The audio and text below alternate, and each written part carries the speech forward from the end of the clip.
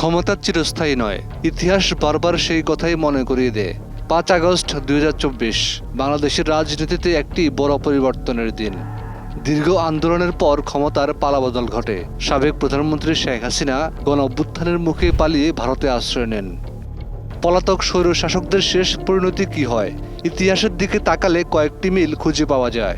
প্রথমত, কেউ পালাতে পারেন না। লিবিয়ার মোহাম্মদ গাদ্দাফি কিংবা রোমানিয়ার নিকোলাই চাউশঙ্করের মতো শাসকেরা ক্ষমতা ধরে রাখার চেষ্টা করেছিলেন। শেষ পর্যন্ত তাদের জীবনে শেষ হয়ে যায় সহিংস পরিণতিতে। দ্বিতীয়ত, যারা পালাতে সক্ষম হন তাদের বেশিরভাগের জীবন কাটে নির্বাসনে। ইরানের রেজা শাহ পাহলভি, ফিলিপাইনের ফার্দিনান্দ মার্কোস, তিউনিসিয়ার আবেদিন বেন আলী, চাঁদের হিসেন হাবরে। ক্ষমতা হারানোর পর তাদের শেষ জীবন কেটেছে বিদেশে। অনেকেই নীরবে মৃত্যুবরণ করেছেন। রাজনৈতিক আলোচনার কেন্দ্রে থেকেও ধীরে ধীরে হারিয়ে গেছেন। নগদ নিয়ে এলো হার না মানা হার অফার।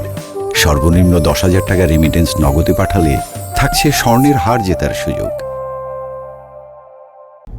আরেকটি বিষয়ও লক্ষণীয়, অনেক সাবেক শাসক আশ্রয় পেলেও রাজনীতিতে আর কার্যকরভাবে ফিরতে পারেননি। সিরিয়ার বাশার আল আসাদ রাশিয়ায় আশ্রয়ের পর কার্যত জনসম্মুখে অনুপস্থিত। আফগানিস্তানের আশরাফ গনির ক্ষেত্রেও একই চিত্র দেখা গেছে। তবে এখানে শেষ নয়, আরও একটি বাস্তবতা রয়েছে। অনেক দেশ তাদের পলাতক নেতাদের বিরুদ্ধে বিচার করেছে। Ethiopia, Tunisia, Kyrgyzstan, Burkina Faso, Ukraine এবং বাংলাদেশ। এসব দেশে আদালতে অনুপস্থিত আসামির বিরুদ্ধে রায় দিয়েছে। কিছু ক্ষেত্রে আবার প্রত্যর্পণও হয়েছে। পেরুর সাবেক প্রেসিডেন্ট আলবার্তোকে শেষ পর্যন্ত চিলি থেকে ফেরত এনে বিচার করা হয়েছিল। চাঁদের হিসেন হাবরের বিচার হয়েছে সেনেগালে। মানবতা বিরোধী অপরাধে তাকে যাবজ্জীবন কারাদণ্ড দেওয়া হয়েছিল। আন্তর্জাতিক বিচার ব্যবস্থার ইতিহাসেও এটি গুরুত্বপূর্ণ একটি নজির হিসেবে বিবেচিত। তবে সব ঘটনা একরকম নয়। শ্রীলঙ্কার গোতাবায়া রাজাপক্ষে বিদেশে যাওয়ার মাত্র ৫৫ দিন পর দেশে ফিরে আসেন। আবার ইয়েমেনের আলী আবদুল্লাহ সালে দেশে ফিরে সক্রিয় রাজনীতিতে যুক্ত হয়েছিলেন। অর্থাৎ ইতিহাস কোনো একক সূত্র দেয় না, কিন্তু একটি প্রবণতা স্পষ্ট।